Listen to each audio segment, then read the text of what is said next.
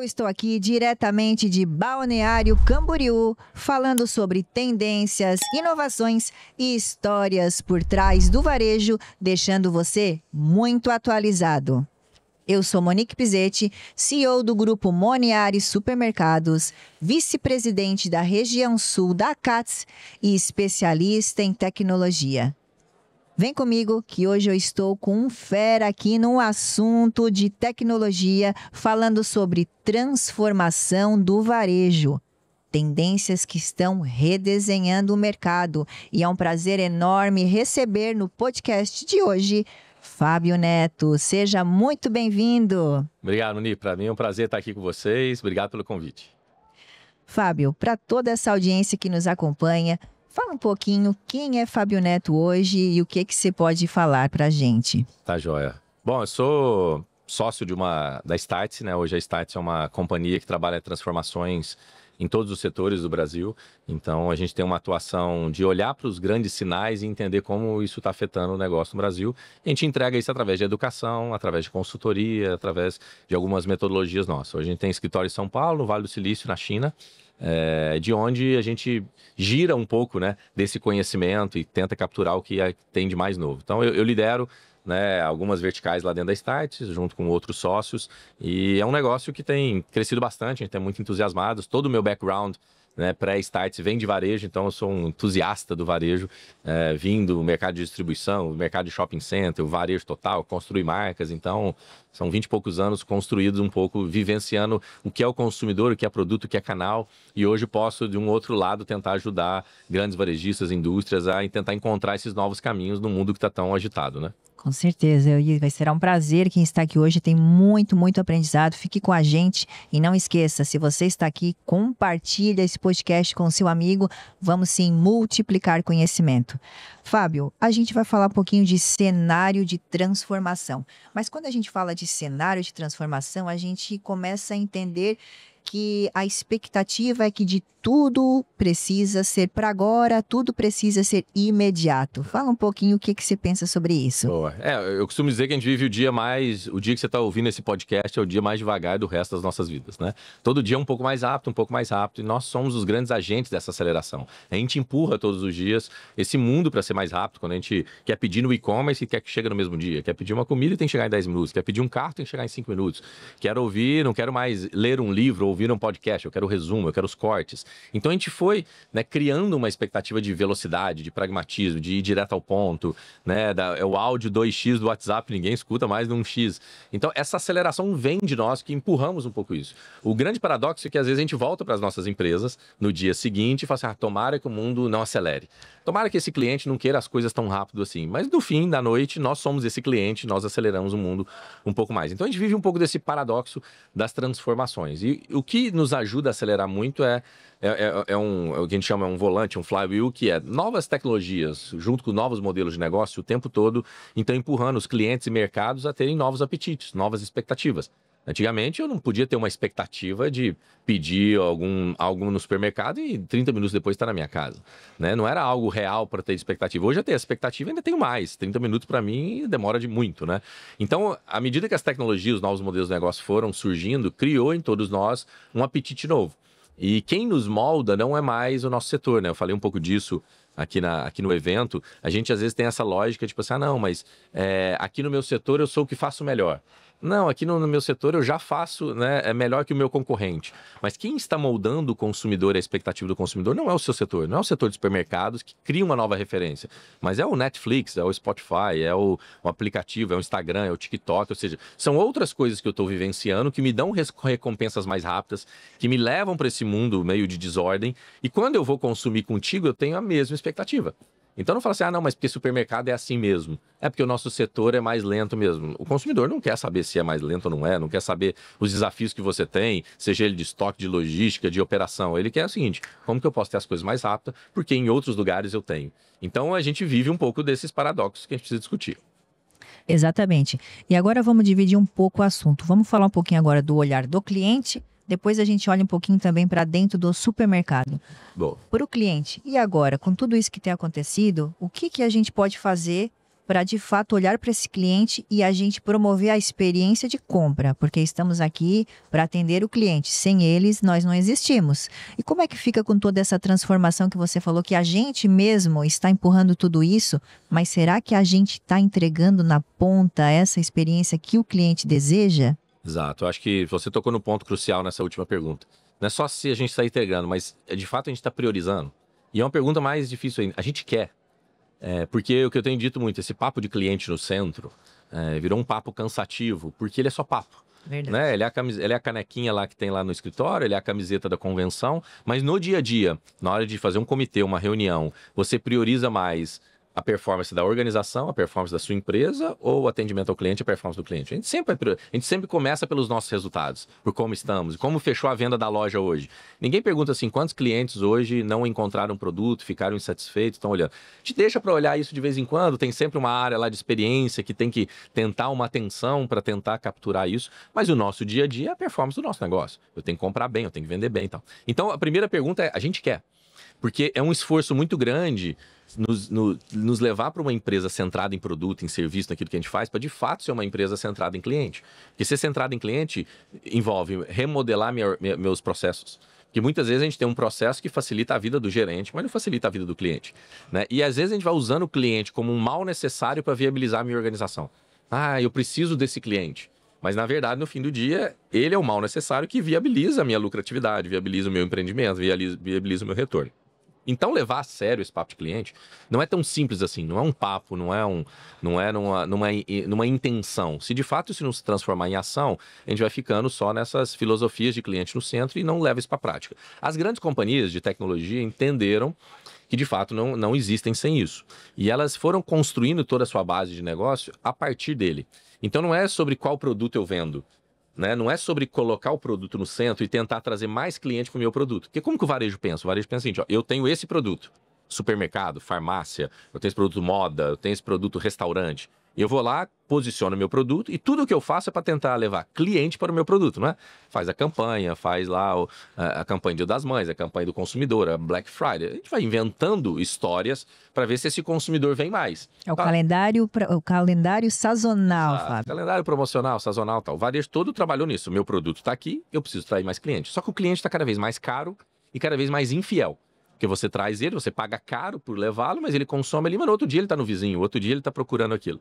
Então, a lógica de colocar o cliente no centro é, se ele está aqui, quais os produtos eu preciso desenvolver para o meu cliente? Por isso que os varejistas entenderam que tem que expandir seus produtos, tem que expandir sua cadeia de serviço, ele tem que ser banco, ele tem que ser logística, ele tem que ser atendimento de outras situações que aquele cliente quer, ele tem que ser serviços de lazer, ou seja, eu tenho que resolver os problemas daquele cliente que tem um tempo limitado.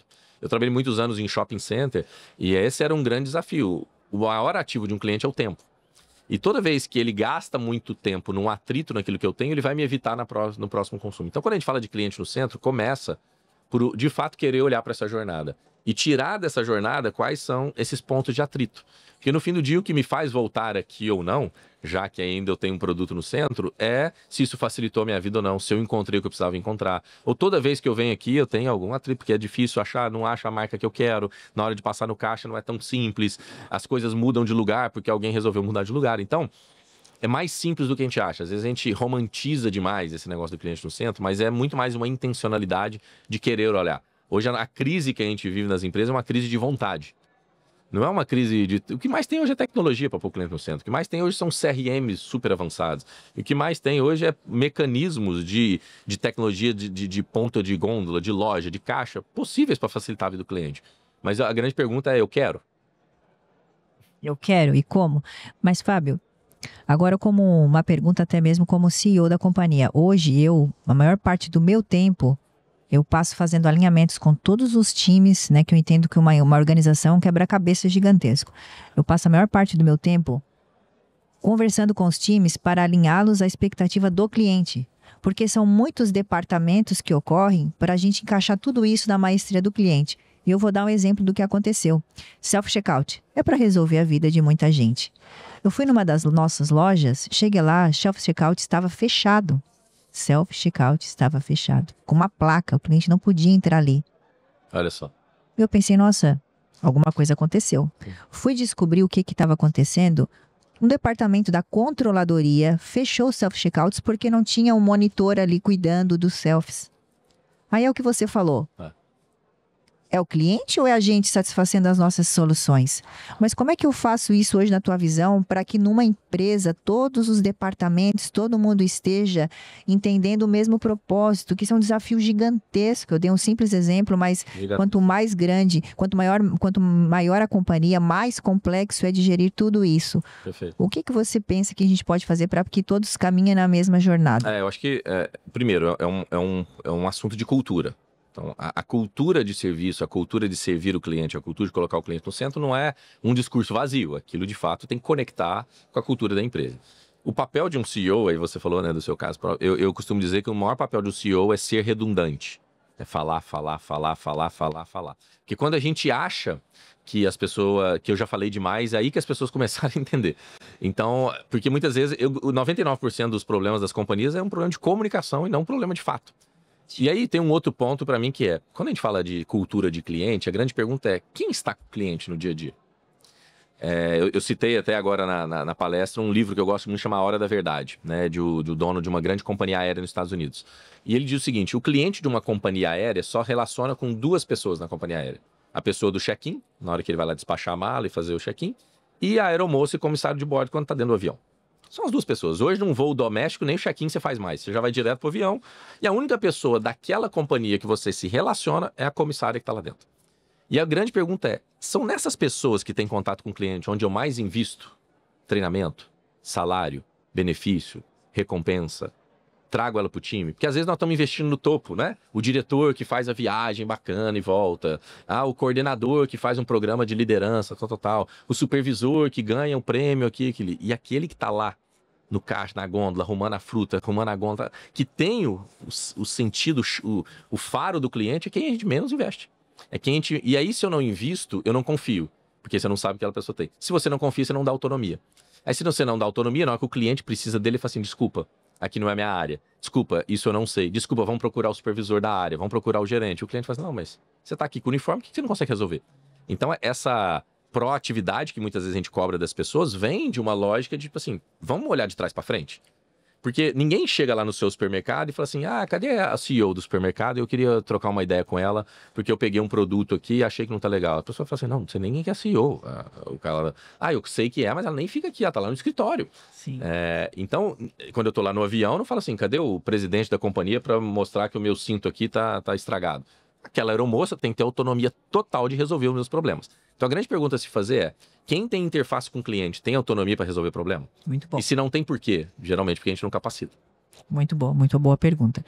E você também falou algo agora falando sobre, pegando esse raciocínio, né, de que a ponta tem que traduzir a marca, mas também todo o investimento da marca em cima do cliente. E aí você trouxe um dado muito interessante, nos Estados Unidos principalmente, da presença do digital em cima de uma marca, né? E aí a gente tem um paradigma onde a gente fala, bom, no Brasil, vamos falar de e-commerce, vamos falar de presença digital no Brasil. Hoje no supermercado, a vendas online, ela participa em torno de 4 a 8%. Mas não quer dizer que o meio online não está influenciando a decisão de compra e de criação de marca. Eu achei muito positivo que você falou na palestra, eu queria que você trouxesse aqui esse entendimento, né? Eu acho que esse é um grande paradigma. O que é venda? Venda é onde eu emito a nota fiscal, onde o cliente tomou a decisão de compra. Então, eu vendi onde? Eu vendi lá no supermercado ou eu já vendi antes? Quando ele falou assim, eu preciso lá comprar isso porque eu acabei de ver o influenciador tal, eu acabei de ver uma campanha, eu acabei de ver alguém num filme usando, uma novela, e eu quero aquilo. Ali ele já tomou a decisão que ele quer comprar. Na loja é só a transação. É só a troca de dinheiro por mercadoria. Mas a venda não foi feita na loja. Então hoje, quando a gente pega isso, praticamente metade das vendas feitas no varejo físico foram antes influenciadas pelo online. Que nos leva a dizer o seguinte, continua sendo importante ter um bom trade, sem dúvida, ter uma boa gôndola, sem dúvida, ter um bom sortimento, uma boa montagem de loja, sem dúvida. Só que cada vez menos isso é o fator decisivo. Continua importante, continua. Mas cada vez mais as pessoas já chegam influenciadas. Então, se eu estou fora do mecanismo de influência digital, eu estou vulnerável e dependente de ter um bom trade, de ter um bom sortimento de produto, de ter feito, né, uma boa exposição, do meu funcionário ter garantido que aquilo tá legal ali e eu estou ignorando uma influência que vem muito antes. Porque quando a pessoa chega influenciada por um produto, ela não troca. Então, ela chega lá e fala assim, eu vim procurar, sei lá, o leite condensado X. Porque os funcionários me falaram lá, porque eu assisti lá o programa de culinária XPTO e tem que ser esse. Assim, desculpa, a gente tá sem ele. Ele não vai comprar o Y. Ele vai assim, cara, então tá, eu não posso comprar o Y porque se a minha esposa, se eu chegar com o Y lá, ela me mata, né? Então deixa eu ir no outro supermercado, tentar achar o X, porque para fazer a receita que ela quer, precisa daquilo. Então, é uma lógica que quando eu chego influenciado, até a minha fidelidade a criar aquela influência é maior. Num mundo que a gente fala tanto de infidelidade, as pessoas não são mais fiéis às marcas, eu tenho que tratar esse eixo da influência. Nossa, você foi muito feliz em falar influência, né? Porque vê que agora você contou a narrativa de que não é que eu vou mais nesse supermercado porque eu sou cliente do supermercado, eu vou porque eu sou influenciado. Então, é um assunto muito interessante para quem está aqui para atender a isso. E aí você trouxe um dado muito bacana, que a confiança das marcas, né? Que a gente tinha a confiança de marcas em torno de 65% e agora a gente tem um número... Despencando, menor de 50%. Ou seja, é o consumidor brasileiro dizendo o seguinte, eu não confio no que você tem a me dizer. Porque o que você tem a me dizer pode ser bom para você, mas não necessariamente você está pensando bom para mim. Porque, de novo, por muito essa cabeça das companhias de pensar produto, de pensar organização no centro, criou-se, né, uma cultura de, tipo assim, cara, a marca não está pensando no seu bem. Quem te vende não está pensando que é bom para você, está pensando que é bom para ele. Exatamente. Por isso que a gente não gosta de falar com o vendedor. Por isso que a gente não gosta de sentar, geralmente fala assim, não, eu quero conversar com uma pessoa que é o dono da marca, eu quero conversar com uma pessoa da área de experiência e tal. Mas fala, não, eu vou te mandar lá um vendedor te atender. Você fala assim, se vem um vendedor é porque ele vai vender uma coisa que ele está sendo pago para vender para mim, não que é melhor para mim, mas é o que dá mais comissão para ele, o que remunera melhor a empresa. Ele não está falando o seguinte, ó, leva isso aqui que é melhor para você, isso é o que menos dá margem pra gente. É o pior produto pra gente, mas eu tô vendo que é o melhor para você. Nenhuma empresa vai falar isso, ó, vende o produto que tem menos margem, Claro. porque é o melhor para o cliente. Pelo contrário, você fala assim, ó, gente, na hora de montar o mix, põe aqui na ponta da gôndola o que dá mais margem. Tenta colocar para o consumidor aqui um combo, que ele leva esse produtinho aqui, mas leva o outro. Então, não necessariamente, de novo, aquilo que eu falei, isso é cliente no centro ou não é? Difícil, né? Difícil, né? Porque você fala assim, Fábio, não adianta pôr o cliente no centro e também não lucrar e morrer. Mas sem o cliente no centro também, ele te abandona, chega no mesmo destino. Então, por isso que para o empresário é muito difícil, porque entre escolher o lucro, o dinheiro e que de fato o cliente tem, de onde está o interesse? Só que, de novo, investimento no cliente é um investimento de médio e longo prazo. Talvez você não vai ganhar dinheiro naquele momento, mas você está plantando. Por isso que o grande varejista, o maior varejista do mundo, que é a Amazon, por 10 anos não colheu resultados. Mas ela criou uma base de fidelidade, de confiança, que depois ela construiu um resultado astronômico, que hoje é o maior varejista do mundo. Então, o varejo sempre teve uma visão curto-prazista. Porque é aquilo, eu comprei, eu tenho que pagar o fornecedor 90 dias, tal, tem que gerar caixa, tem que entrar o dinheiro. E é uma operação nervosa mesmo, é difícil sair desse looping, né? Exatamente. E aí agora vamos falar um pouquinho sobre o cliente, né? Com tudo isso que você falou de ser influenciado, do comportamento, dos multicanais, né? Todos que estão aqui, varejistas, sabem que a gente tem vários tipos de negócios e que até muito tempo atrás a gente achava que o cliente era fiel àquele segmento. Exemplo, atacado, o cliente vai no atacado. Supermercados de grande porte, ele vai no grande porte. Supermercados de vizinhança, conveniências. E aí você pega e traz um número dizendo, opa, peraí, você fala que 59% dos consumidores compram em pelo menos 3 canais. Isso que eu ainda nem falei dos canais online, né? Perfeito. 3 canais é normal já. É isso. E aí, como é que fica para você aí que está nos acompanhando, que pensa ainda que é somente um canal apenas, que é somente na loja física? A gente tem que fazer algo, né? Esses estereótipos, assim, não, a classe CD só compra em tal lugar. Não, isso aqui é para classe A. Cuidado. Cuidado. Eu já vi muito classe A em cash and carry lá no Atacadão, já vi muito classe C comprando na conveniência, porque... Então, esses rótulos que a gente foi dando, porque, de novo, a gente ama o mundo das médias, né? Então, a gente vai falar assim, as personas, né? O marketing criou esse lance de personas. Então, assim, mulheres grávidas de 30 anos gostam de consumir isso. Como se toda mulher grávida de 30 anos fosse igual. E não é, né? Não, geralmente o homem, pai de família, que gosta desse tipo de produto. Não é todo mundo assim. Só que eu entendo as grandes pesquisas, a gente viveu, né, de grandes pesquisas, o varejo, vai lá, paga a pesquisa tal, paga o instituto tal, para eu ter o dado. O dado sempre vem na média. O problema é que agora a gente está vivendo uma influência de consumo das mídias sociais, dos aplicativos e tal, onde o cliente é hiper personalizado. Então, se você abrir aqui agora o seu Instagram, seu TikTok, seu Spotify, então, é totalmente diferente do meu. Se abrir o seu YouTube, se abrir qualquer coisa hoje digital, é diferente da minha, que é diferente de qualquer um que está nos ouvindo. Porque isso nos deu uma possibilidade de hiperpersonalização. Então, eu não quero mais ver o que você está vendo. Né? Antigamente, lá, o canal de televisão escolhia um filme baseado na média do gosto de todo mundo. Então, tinha que passar um filme à noite. A gente tinha que esperar ainda, né, Tinha que esperar e tinha que ver um filme baseado... o brasileiro médio gosta de ver Esqueceram de Mim. Né? Isso mesmo. E a gente viu 10 anos Esqueceram de Mim. Hoje não, hoje eu vejo o filme que eu quiser. Eu não quero nem ligar a televisão. Hoje são 250 cápsulas de café pra você escolher. Antigamente chegava na empresa, é café com açúcar sem açúcar. Agora não, cadê o meu café tal? Cadê meu... Por quê? Eu tenho a opcionalidade hoje. E o problema é que esse paladar que eu adquiri não regride. Então você vai falar, não, você fala assim, não, Fábio, mas isso é uma classe privilegiada. Não é. As pessoas estão cada vez mais acesso. Cada vez a classe A, B, C, D tem acesso ao TikTok, tem acesso a produtos baratos, tem acesso a esses grandes e-commerce que chegaram vendendo coisas muito baratas, dando acesso a coisas que só poucos tinham. Então, tem que tomar muito cuidado, porque hoje quem molda, né, esse consumidor que está falando, não é mais o viés do nosso setor. Ah, não, porque o setor supermercadista é assim. É aquilo que você falou, eu sou atacadista, eu sou de conveniência. Cuidado.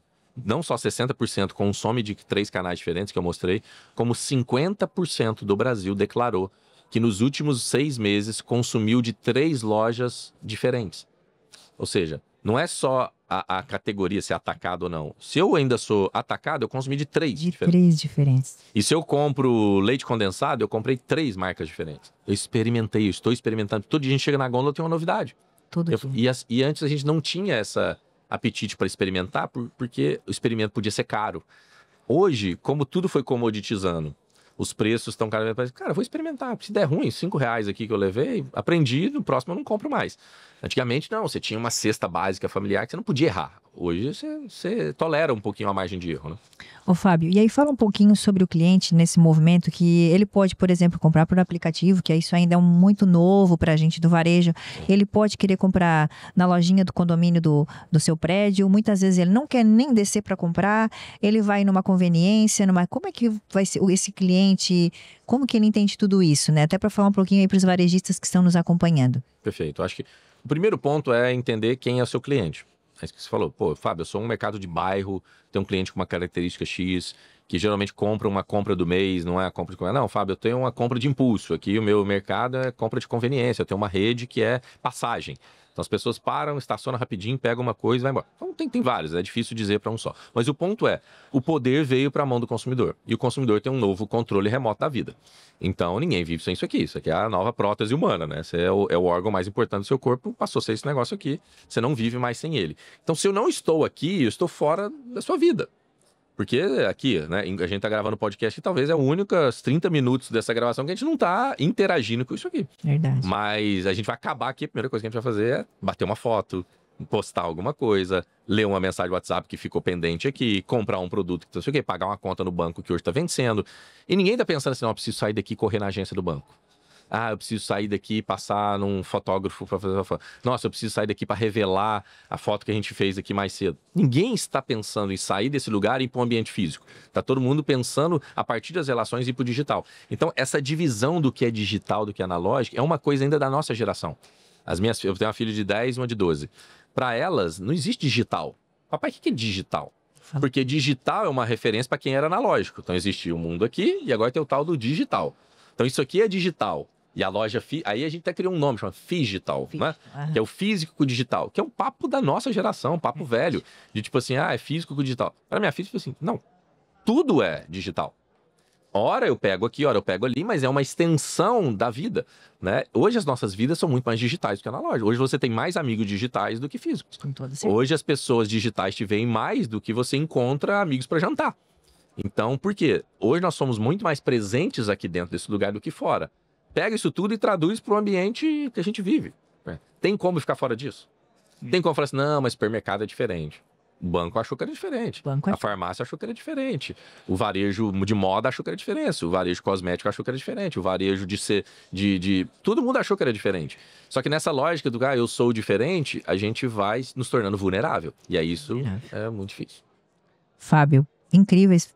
Com certeza, assim, algo que muito inovador para quem está aqui. É para fazer para já, né? Tá tudo tão imediato que não dá para esperar, é para começar agora.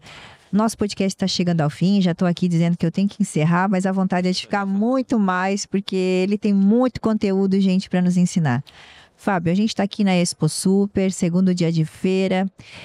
O que o varejista precisa começar a partir de agora, no seu ponto de vista? Ele está nos escutando. Se você puder dar um insight para ele, assim, não, vou começar agora. O que a gente pode fazer a partir de hoje com esse teu podcast maravilhoso aí, que você é riquíssimo em conteúdo? Fala pra gente. Acho que o fundamento de tudo que a gente falou aqui é o seguinte: siga o rastro do cliente.